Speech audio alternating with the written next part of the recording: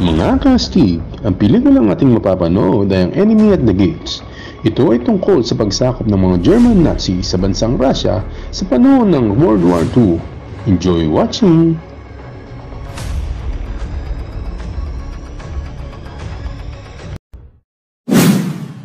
Noong 1942, isang taon pagkatapos ng pagsalakay ng mga Aleman sa Soviet Union noong ikalawang digmaang pandaigdig, ang mga Red Army soldier at si Vasily Zaitsev ay nasa tren papuntang Stalingrad. Inaalala ang mga panahong itinuro sa kanya ng kanyang lolo kung paano bumaril ng rifle habang nangangaso. Sa tren kasama niya, ang may daan-daang iba pang mga sundalo, pati na rin ang iba't ibang sibilyan, kabilang si Tanya Chernova, na napansin ni Vasily ngunit hindi nang ahas itong kausapin. Ang mga sibilyan ay bumaba sa gitna ng paglalakbay habang ang mga sundalo ay ibinaba sa gitna ng labanan sa Stalingrad.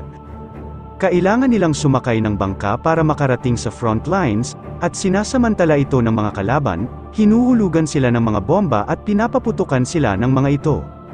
Maraming sundalo ang bumagsak, at nang makita ito, ang iba ay tumalon sa tubig at sinusubukang tumakas, ngunit binabaril naman sila ng mga nakakataas sa kanila kapag nakikita sila. Sa sandali namang maabot nila ang pantalan, isa lamang sa bawat dalawang sundalo ang binibigyan ng replay, at ang isa naman ay binibigyan lamang ng bala sa kung saan susunod siya sa kasama niyang sundalo na may armas. Ang mga ito ay pinipilit silang lumaban kahit alam nilang wala silang pag-asang manalo sa lakas ng mga German soldiers, at si Vasily na nakatanggap lamang ng mga bala ay tumakbo na nakayuko at humiga kasama ng mga patay na sundalo at nagpanggap na patay na. At ang mga sundalong nagtangkang bumalik at tumakas ay pinagbabaril ng kanilang mga kasamaan, at sila ay itinuring na duwag at taksil. Sa maikling oras ang lugar ay natakpan ng mga katawan, at walang makitang ni isang buhay, hanggang lumipas ang ilang sandali, isang sasakyan ang sumusubok na tumawid sa lugar, ngunit natamaan ng tangke at natumba ito, at mula rito ay lumabas si Commissar Danilov, na nagmamadaling magtago sa loob ng fountain, at humiga kasama ng maraming bangkay at himalang hindi siya natama ng mga German na bumabaril upang matiyak na wala ng buhay sa kanilang mga kalaban. Nang makaalis na sila, kumuha si Danilov ng replay mula sa isa sa mga patay at sinubukang barilin ang ilang mga sundalo na nakita niya sa kalapit na gusali, ngunit wala ng bala ang sandata. Sa sandaling iyon, natuklasan ni Danilov na hindi lamang siya ang natitirang buhay sa fountain, nagtago rin doon si Vasily, at hinihingi niya ang kanyang rifle para mailagay niya dito ang mga bala na ibinigay sa kanya nang dumating siya. Sinabi rin sa kanya ni Vasily na dapat siyang sumabay sa isang pagsabog bago bumaril para hindi sila matuklasan. Ngunit dahil si Danilov ay isang political commissar, ang kanyang karanasan sa mga armas ay limitado, kaya hinayaan na lamang niyang si Vasily ang gumamit ng replay. Nang dumating ang isa pang kotse na may mga sundalo, pumosisyon si Vasily sa likod ng isang butas sa pader ng fountain at sa sandaling makarinig siya ng pagsabog, sinimulan niyang barilin isa-isa ang mga Alemang sundalo sa ulo.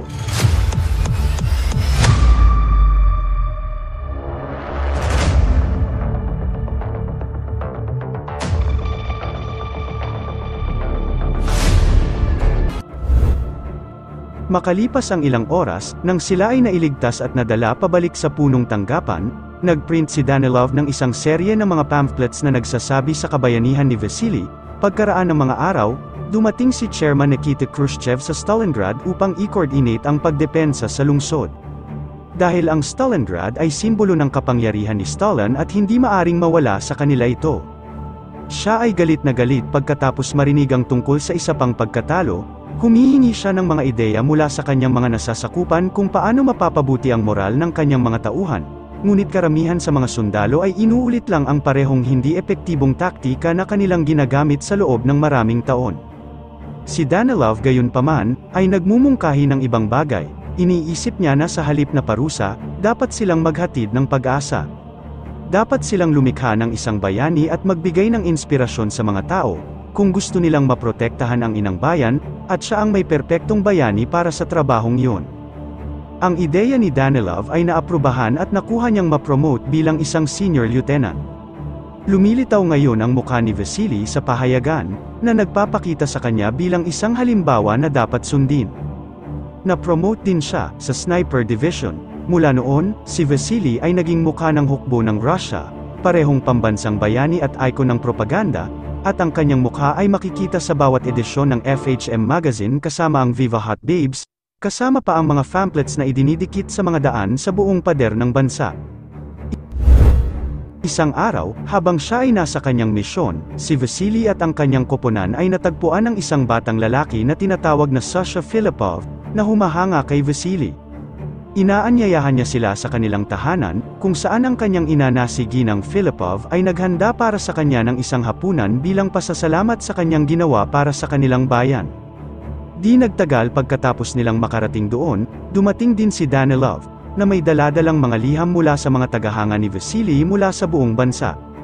Upang mapanatili ang moral at propaganda, pinapasagot siya ni Danilov sa kanilang lahat, kahit na siya ang nagsasabi kay Vasily kung ano ang isusulat, lalo na't kailangan niya itong tulungan sa kung ano ang sasabihin. Isang tao pa ang dumating pagkatapos, ito ay si Tanya, ang batang babae mula sa tren, na parang kapatid ni Sasha at naging isang private sa lokal na unit. Fluent din siya sa German dahil nag-aral siya sa university. Nais siyang i-recruit ni Danilov dahil kailangan nila ng mas maraming sundalo na nakakaintindi ng German, ngunit mas gugustuhin ni Tanya na manatili at lumaban, lalo na't ang lokal na milisya ay kulang sa mga lalaki.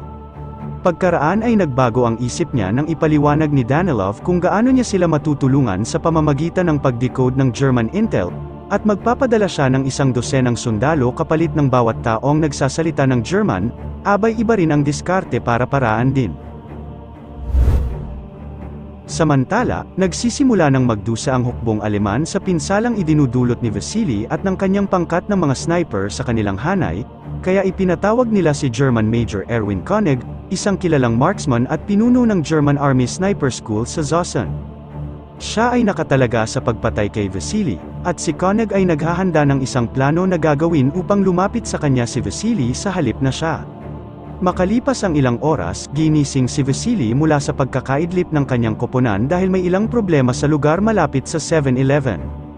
Si Vasily ay bumaril ng isang anino sa bintana at nahulog ang isang helmet, kaya sa paniniwalang naabot na nila ang kanilang target, sinama niya si Susan para mahanap nila ang bangkay. Ang kasamahan nilang naiwan ay binaril kaagad pagkaalis nila.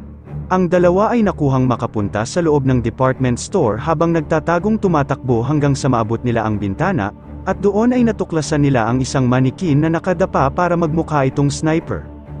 Ito ay malinaw na isang bitag, at nang matagpuan ni Vasily ang isang upos ng sigarilyo sa lupa ay naisip niyang naroon pa rin ang kanilang kaaway, at pinapanood sila. Sa tingin niya ay dapat silang magdahan-dahan at manatiling nakatago hanggang sa makaisip sila ng tamang plano upang makatakas. Ngunit ang mga eroplano ay nagsimulang dumating at pinagbobomba ang lugar. Si Susan ay natakot at tumakbo palayo, na nagbigay kay Koenig ng perpektong pagkakataon na barilin siya, ngunit nakatakas si Vasily bago magawang mabaril ni Koenig. Bumalik si Koenig sa hideout na tinutuluyan niya at nilinis ang kanyang sapatos ni Sasha, na nagkukunwaring inosenteng mamamayan ngunit humahagilap siya ng impormasyon tungkol kay Vasily. Nagbibigay siya ng pagkain upang magtiwala sa kanya at makakuha siya ng impormasyon sa kinaroroonan ni Vasily. Nang malaman ng Red Army na ginagamit ng mga Aleman si Koenig, dinala nila ang isa sa kanyang dating estudyante, na si Hellboy, upang turuan si Vasily kung paano mag-isip si Koenig at tulungan siyang mapatay ito. Bago bumalik, kailangang dumalo ni Vasily sa isang espesyal na salo-salo sa kanyang karangalan. Pagkatapos kamustahin si Tanya, kinaladkad siya ni Khrushchev para makita ang mga mamamahayag. Sumagot ng mga tanong, kumuha ng litrato at tumingin sa isang higanting litrato ni Stalin, dahil ayon kay Khrushchev, palagi niyang binabantayan ang kanyang bansa. Nang makita ang portrait, naisip ni Vasily ang araw na tinuruan siyang muling bumaril ng kanyang lolo. Dito pala ay nabigo siya sa kanyang unang putok at iyon ang nagbigay daan sa lobo na abutin ang kanilang kabayo at gawing tapa ito. Makalipas ang ilang araw, sina Vasily, Hellboy at isa pang miyembro ng sniper team, na si Gary, ay pumasok sa isang abandonadong gusali kung saan sinabihan sila na mahahanap nila si Koenig. Habang sila ay lumilibot ng maingat hanggat maaari, nakakita sila ng isang katawan na nakaposisyon na parang isang sniper, at nangangahulugan nito na nasa tamang landas sila. Matapos nilang tumawid sa isang open area ay maswerte silang nakaiwas sa lahat ng mga bala mula sa kalaban, at nakuha nilang mapatay ang dalawang repairman ng PLDT bago ang oras para sa hapunan. Saglit na iniwan ni Gary ang kanyang mga kasamahan upang kunin ang pares na binili niya kay Diwata na pinapainit niya sa kabilang silid, ngunit nahuli siya sa daan. Pinipilit ni Koenig at ng kanyang mga kasamahan na paaminin siya kung saan nagtatago si Vasily, ngunit dahil hindi nagsasalita si Gok, kung kaya't binihisan nila siya ng kaparehas na uniform para magmukhang kasama nila at ipinadala siya para magpanggap na isa siyang PLDT repair guy, upang hindi malaman kung sino talaga ito. Si Hellboy na hindi alam na kasamahan nila ang repair guy ay agad niya itong binaril, upang malaman kung nasaan ang kalaban. Sinadya nilang ipaalam ang kanilang kinaroroonan sa pamamagitan ng pagtaas ng isang helmet sa bintana, upang barilin ito ng kalaban at malalaman din nila ang lokasyon ng mga ito. Si Koenig ay hindi nahulog sa bitag, kaya nagpa siya ang dalawa na lumipat, ngunit nang tumalon sila sa isang bukas na seksyon ng sahig, kinuha ni Koenig ang pagkakataon at binaril si Hellboy habang ligtas na nakatakas naman si Vasily. Ang patuloy na labanan sa pagitan ni Vasily at ni Koenig ay masyadong nagtatagal, at si Khrushchev na nawawalan na ng pasensya ay nagsimula ng mangambala kay Danilov.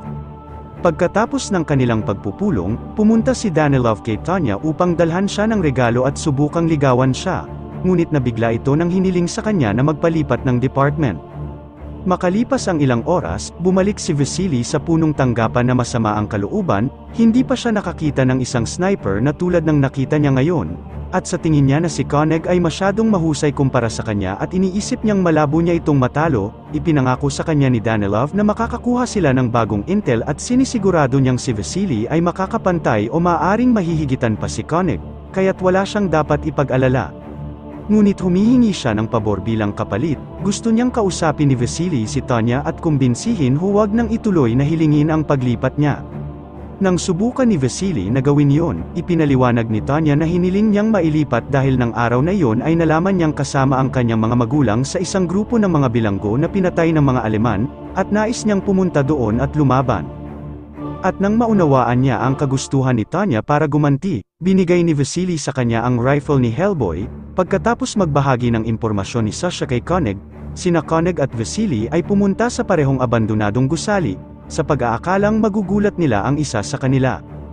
Habang naghihintay si Koenig sa isang mataas na platform, pumasok si Vasily at ang kanyang kasamang sniper at nagtago sa likod ng mga tubo.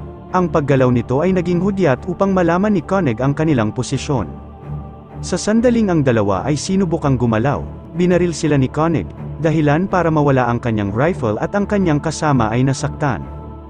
Pinabalik ni Vasily ang kanyang kasamahan sa punong tanggapan dahil wala siyang magagawa sa sandaling iyon, at habang ang sniper ay bumalik sa pipe, sinubukan ni Vasily na kuhanin ang kanyang rifle sa pamamagitan ng pagtatali ng lubad sa isang kutsilyo at ihagis ito sa sandata upang kalagkarin ito patungo sa kanya, ngunit nang maihagis na niya ito sa kanyang rifle ng maayos, pinutol ni Koenig ang tali gamit lamang ang isang putok. At nang nagsidating ang mga eroplano ng Aleman upang magbagsak ng mga bomba, swerteng nabasag ang mga salamin sa bubungan dahilan upang mahulog ito sa harap ng kinaroroonan ni Vasily, na nagbigay sa kanya ng pagkakataong makita ang buong mukha ni Koenig. Sa punong tanggapan, sinisikap ni Danilov na kumbinsihin si Tanya na huwag lumaban, na ang kanyang mga kasanayan ay mas mahalaga sa larangan ng intelektual.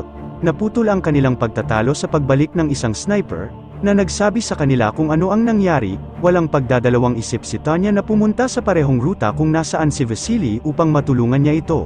Ngunit sa sandaling makita niya siya, sinabihan siya ni Vasily na manatili kung nasaan siya at sundin ang kanyang plano. Sa isang piraso na salamin ay nakikita ni Koenig si Vasily at sa kaparehong salamin din ay nalaman ni Vasily kung nasaan si Koenig.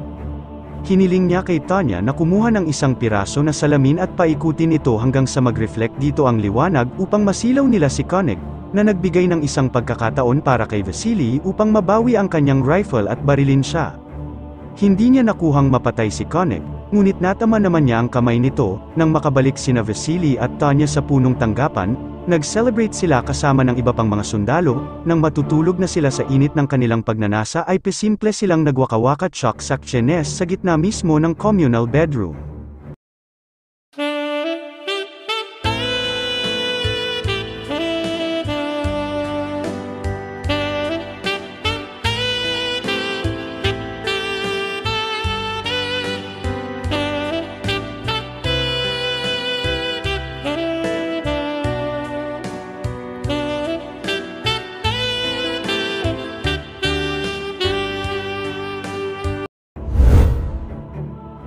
Kinaumagahan, hiniling ni Vasily kay Danilov na itigil na ang pagsusulat tungkol sa kanya dahil hindi na niya kayang buhatin ang bigat na ito sa kanyang mga balikat, at gusto niyang lumaban bilang isang regular na sundalo.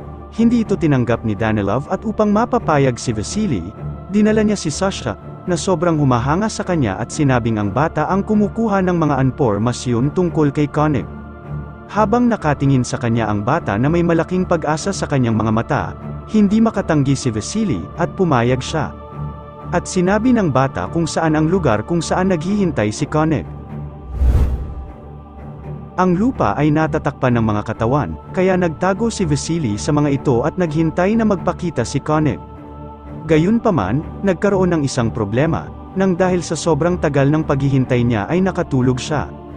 Nang sa wakas ay nakita siya ni Koenig mula sa kanyang pinagtataguan, babarilin na sana niya ito, ngunit biglang may nakita siyang isang sundalong kulukoy na nagnanakaw sa pagitan nila. Ginagalaw ang katawan ni Vasily na parang patay na at ninakaw ang lahat ng kanyang ari-arian. Nahuli ng hukbong Aleman ang sundalo na ito at nalaman nilang ninakaw niya ang ID ni Vasily, na nagpaisip sa kanila na si Vasily ay patay na. Hindi sumasang-ayon si Koenig, ngunit na-dismiss pa rin siya. Hindi siya pumayag na umuwi at iniisip na si Vasily ay nasa paligid lamang. Muling kinausap ni Koenig si Sasha na nagsususpetsa na nagtanong kung ano ang nangyari at upang sabihin dito kung saan ang kanyang susunod na lokasyon. Sa punong tanggapan ng Russia, nalaman ito ni Khrushchev na ang mga Aleman ay nagpapakalat ng balita sa pagkamatay ni Vasily at nagalit kay Danilov. Walang pakialam si Khrushchev kung ito ay totoo o hindi, gusto niyang gawin ni Danilov ang kanyang mahika sa pagsulat at kumbinsihin ang publiko na maayos ang lahat. Pagkatapos, sinubukan ni Danilov na kausapin si Tanya tungkol sa posibleng pagbisita nito sa kanyang bahay, ngunit nag-ambala sila nang magsimulang ipahayag ng mga loudspeaker ang pagkamatay din ni Vasily. Naghahanda si Danilov na magsulat ng isang anunsyo ng pagkamatay ni Vasily bilang isang bayani, ngunit sa sandaling iyon, si Vasily mismo ang dumating at nagpakita. Ipinaliwanag niya kung paano niya napalampas ang pagkakataon para matalo ang kalaban. Sinabi niyang nakatulog siya sa tagal ng paghihintay. At kailangan niyang manatiling nakatago mula sa isang taong sinusubukang patayin siya.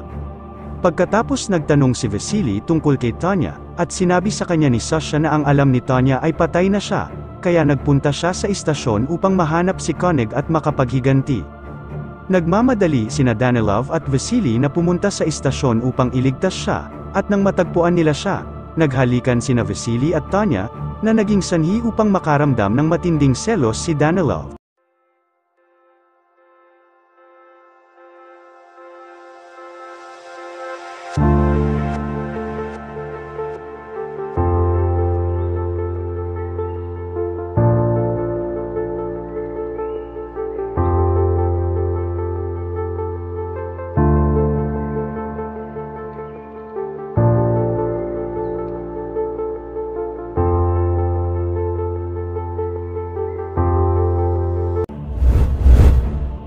Kaya nang makabalik siya sa punong tanggapan, sa halip na isulat ang kanyang ulat tungkol sa kabayanihan ni Vasily, sinabi niya sa mundo na naging taksil si Vasily. Ang hindi nila alam ay ang katotohanang nakita sila ni Koenig sa istasyon, at ngayon ay alam na siguradong si Sasha ang nagsasabi ng impormasyon tungkol sa kanya, kaya kinuha niya ang bata at ibinitin niya ito sa isang poste para gawing pain kay Vasily.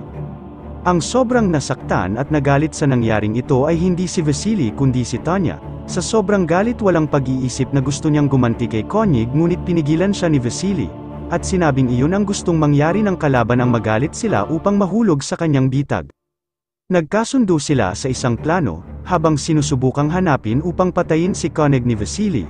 Hiniling ni Tanya kay Danilov ang isang pabor at magkasama silang pumunta kay Ginang Filipov para mailabas siya ng bansa na may espesyal na pass na kinuha ni Danilov para sa kanya. Ayaw umalis ni Mrs. Filipov nang wala si Sasha, ngunit upang hindi siya magalit, sa halip na sabihin sa kanya na namatay si Sasha, sinabi nila sa kanya na sumali siya sa mga Aleman. Hindi siya sinisisi ni Ginang Filipov kung ang ibig sabihin nito ay ligtas na siya at pumayag na ito na sumama sa kanila. Sa paglalakad nila papunta sa bangka, isang bomba ang sumabog malapit sa kanila, at kasamang natamaan si Tanya. Iniisip ni Danilov na siya ay namatay na at tuluyang iniwan na ito, Ngunit si Ginang Filipov ay hindi sumuko at nakumbinsi ang isang doktor na pasakayin si Tanya sa pamamagitan ng pagpapakita ng kanyang espesyal na pass at pagsasabi na anak niya si Tanya. Sina Vasily at Koenig ay nasa isang standoff sa kani-kanilang mga taguan, na kung saan hindi nila alam ang kinaroroonan ng isa't isa. Biglang nagpakita si Danilov sa tabi ni Vasily, at sa pagkakaalam niyang patay na si Tanya, sa palagay niya ay wala na siyang dahilan upang mabuhay at ang sangkatauhan ay hindi na nararapat pang iligtas. Bilang paraan para makabawi sa mga kasinungalingang ginawa niya tungkol kay Vasily, isinakripisyo niya ang kanyang sarili at lumabas sa pinagtataguan upang mabaril siya ni Koenig at nang sa gayon ay malaman nila ang kanyang lokasyon. Si Vasily ay nag-iisip ng mabuti at hindi agad na nag-react, kaya ngayon naisip ni Koenig na siya mismo ang pumatay kay Vasily at lumabas upang tignan ang katawan. Naghihintay si Vasily sa kanya sa kalagitnaan, at sa sandaling itutok niya ang kanyang rifle sa kanya, tinanggal ni Koenig ang kanyang sombrero at upang tanggapin ang kanyang kapalaran. Matapos siyang patayin, kinuha ni Vasily ang kanyang rifle at iniwan ito sa katawan ni Danilov. Pagkalipas ng 2 buwan, pagkatapos sumuko ng mga Aleman, nakatanggap si Vasily ng liham mula kay Tanya, na sinasabing siya ay buhay at nagpapagaling sa isang field hospital, at nang ligtas na ang lungsod at maaari ng maglakbay, pumunta si Vasily sa address sa sulat at masayang nagkita muli ang magkasintahan. Mga kastig, kung nagustuhan ninyo ang inyong napanood, maaari ba akong humingi ng like? Paki-follow and subscribe na rin para updated kayo sa mga gagawin pang mga videos. Salamat!